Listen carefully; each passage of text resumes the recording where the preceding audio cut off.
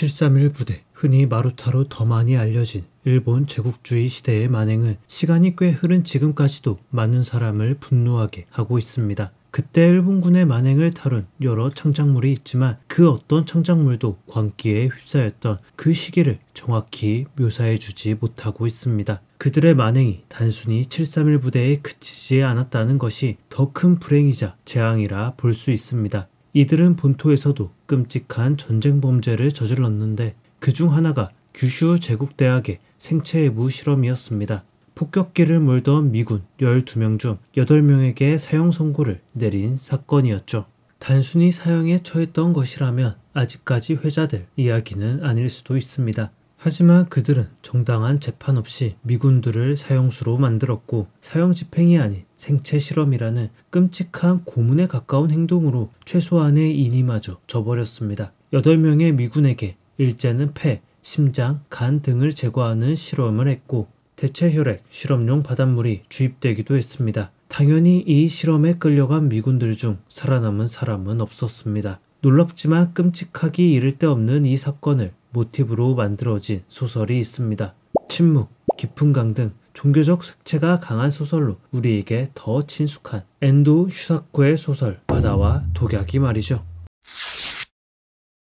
도쿄에서 조금 떨어진 지역에 이사한 주인공. 그는 기흉을 앓고 있었고 이사온 동네에 있는 작은 스구루 의원을 찾습니다. 어딘가 모르게 무뚝뚝하고 불친절한 그를 주인공은 좋아하지 않습니다. 하지만 통증이 심해져 다시 의원을 찾았고 스구루는 꽤 능숙하게 기흉 치료를 행합니다. 그는 스구루가 규슈 사투리를 쓴다는 걸 알았고 얼마 뒤 처제의 결혼식이 열리는 규슈에 가게 됩니다. 결혼식에 참석한 신랑의 사촌형이라는 한 남자의 명함을 받아든 그는 의사라는 직업이 적혀있는 그 남자에게 스구루라는 남자를 아는지 묻습니다. 그러자 그는 조심스럽게 어떤 사건과 관련된 자라는 말을 전해줍니다. 신문사를 방문한 그는 오래전 신문에서 미군 포로를 대상으로 해부 실험이 자행된 사실을 알게 됩니다. 그 사건에 연루되어 주임 교수는 스스로 목숨을 끊었고 스구루가 징역 2년형에 처해졌다는 건 역시 알게 됩니다. 시점은 1945년 스구루에게로 옮겨갑니다. 그는 토다라는 동급생과 의과대학의 막내로서 여러 잡일을 맡습니다. 특히 그는 치료비가 없는 환자에게도 주임 교수 몰래 치료를 해주는 등 인간적인 모습을 가진 의사였습니다.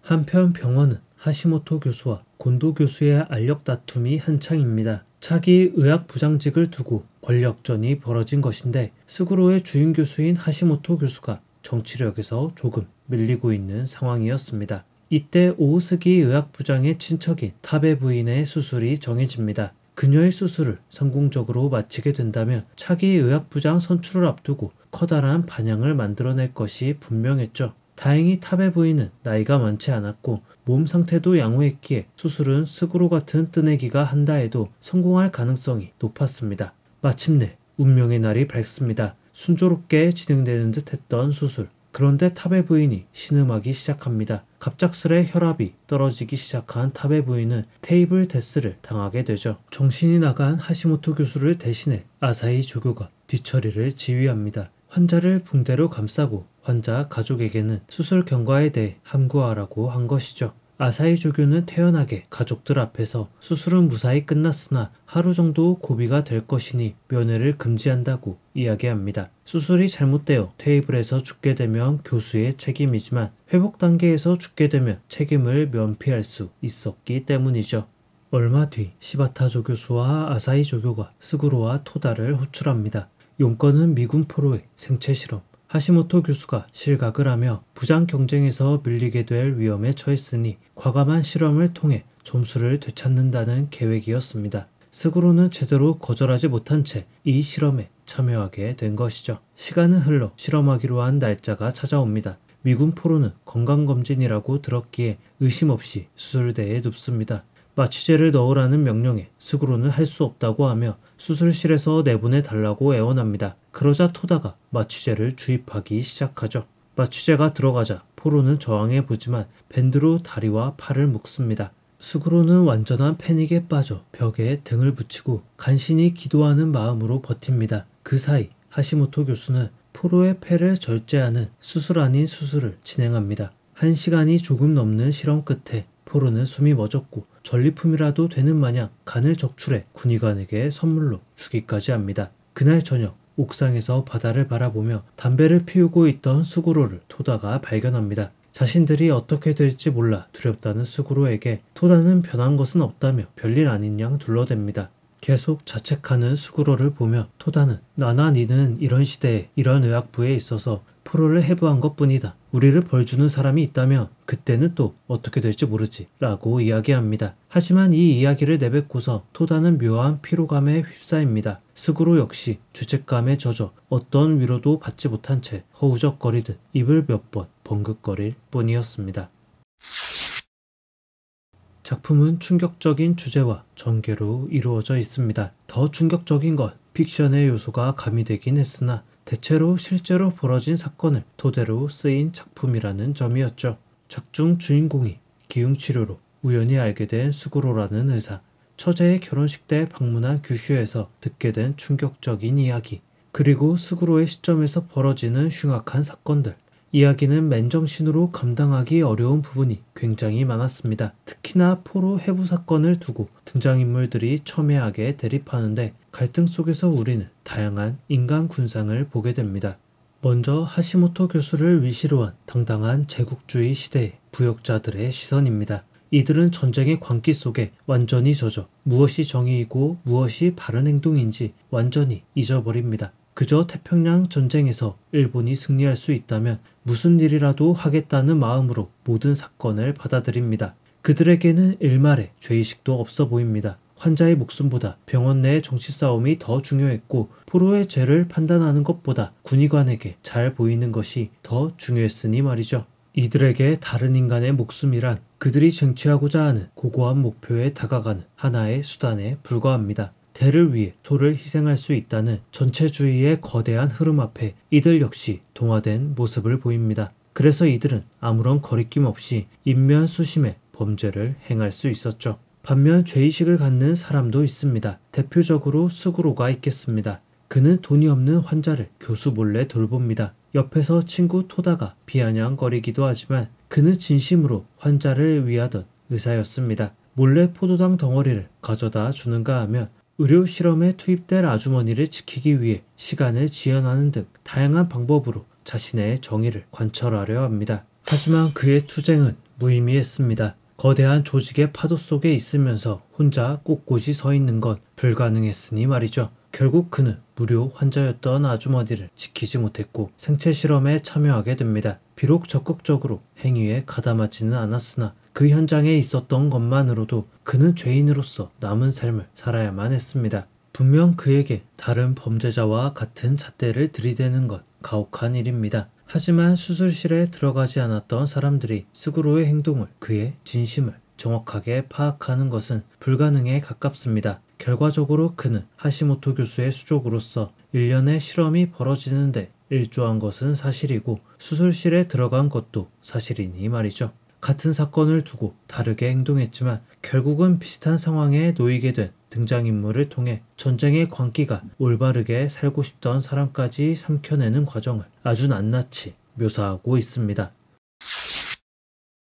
아주머니를 실험 재료로 쓰려는 의도를 알아채고 심란한 상태에 빠진 스구로에게 토다는 이런 말을 합니다. 지금 이 도시 여기저기에서 사람들이 공습으로 죽어가기 때문에 이제는 누구도 사람 죽는 것 정도에 안 놀란다. 아지메 같은 사람이 공습으로 죽기보다 병원에서 죽는 게 의미 있지 않겠나. 실로 끔찍한 이야기입니다. 단편적으로 이 대화만 들으면 토다 역시 하시모토 교수와 다를 바 없는 극악무도한 전쟁 범죄자 중 하나일 수밖에 없죠. 하지만 후반부에 가면 토다 역시 이런 상황에 혼란스러워하고 번민하는 모습이 보여집니다. 그 역시 이런 행동과 실험이 잘못되었다는 걸 알고 있다는 증거였을 테죠. 그럼에도 토다가 이런 얘기를 하는 이유는 스스로의 행동을 정당화하는 시도입니다. 잘못된 사건을 벌이고 있다는 걸 알고 있는 사람이 그 죄를 외면하며 무거운 죄의식에서 조금이나마 도망치려 하는 것이죠. 그렇다면 죄의식을 느끼고 수술실에서 아무것도 돕지 않은 스구로, 관료주의적 병원 문화에서 어쩔 수 없이 실험을 도왔으나 큰 충격에 빠져 괴로워하는 토다. 이 두 사람은 전쟁 범죄와 상관없는 피해자에 불과한 것일까요? 그건 아닐 겁니다. 그들의 마음이 어땠든 그들의 행동이 무의미한 희생자를 만드는데 일조한 것은 사실이고 일제가 패망하지 않았다며 승승장구하여 요직에 앉아 하시모토와 비슷한 사람이 되지 않았으리란 법도 없으니 말이죠. 물론 벌어지지 않은 일로 비난하는 것은 옳지 않으나 그들이 행했던 행동만으로도 그들은 일제의 부역자라는 낙인을 지울 수 없습니다. 다만 그들의 행동이 자유의지에서 기인하지 않았다는 점 정도는 참작해야 합니다. 상명하복의 관료제로 이루어진 병원의 계급도 군대에서 강요하는 여러 실험, 이제 막 의사가 된 스그루와 토다에게는 어떤 선택권도 주어지지 않습니다. 조교수가 생체 실험에 참여하는 것에 대해 선택권을 주긴 하였으나 전쟁의 한가운데 있으면서 군의관이 주관하는 실험을 그리고 하늘 같은 선배가 강요하듯 밀어붙이는 제안을 거절할 수 있는 사람은 거의 없었을 테니 말이죠. 스그루가 전쟁 범죄를 주도한 사람들과 다르게 약한 형을 받게 된 것, 규슈를 떠나 도쿄 변두리에서 조용히 은둔하며 의원을 차린 것 등은 하시모토를 비롯한 의료진과 다른 견해를 가지고 강압에 의해 사건에 가담하게 된 것임을 보여줍니다. 수술실에서 손가락 하나 까딱하지 못하고 변두리에서 은둔하며 돈도 거의 받지 않고 치료 행위를 하고 있는 스그루. 그는 과연 완전히 속죄한 사람이 될 수 있을까요?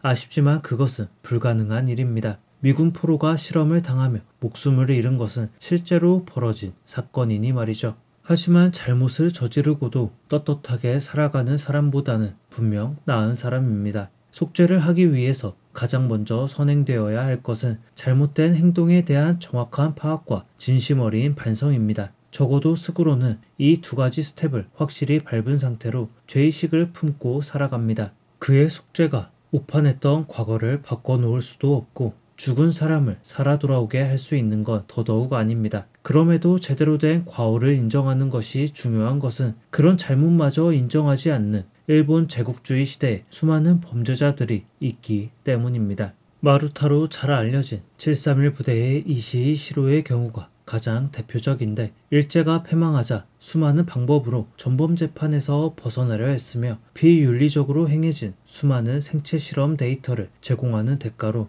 전범 처형에서 제외되기도 했습니다. 단순히 태평양 전쟁 시대의 인물들만 이런 문제를 만드는 것은 아닙니다. 매번 논란이 생기고 있음에도 정치권에서 반복적으로 행해지는 야스쿠니 신사참배가 대표적일 테죠. 현재를 살아가고 있는 일본인들이 직접 행한 범죄가 아니기에 무작정 비난을 하는 것은 옳지 않습니다. 하지만 잘못을 저지른 후손이라면 적어도 어떤 일이 있었는지 정확히 파악하고 배워야 합니다. 그리고 미안한 마음을 갖는 건 역시 인간이라면 가져야 할 최소한의 도리일 테죠. 작중 스그루와 토다가 죄는 저질렀으나 그 죄를 인식하고 있음에 그들이 밉게만 보이진 않습니다. 시류에 휩쓸려 전쟁 범죄에 가담하게 된 것은 사실이지만 그들이 행한 죄의 무게를 제대로 깨닫고 바로 보고 있는 만큼 범죄자로서 최소한의 속죄와 앞으로 달라질 수 있다는 희망을 동시에 느끼게 해주었으니 말이죠.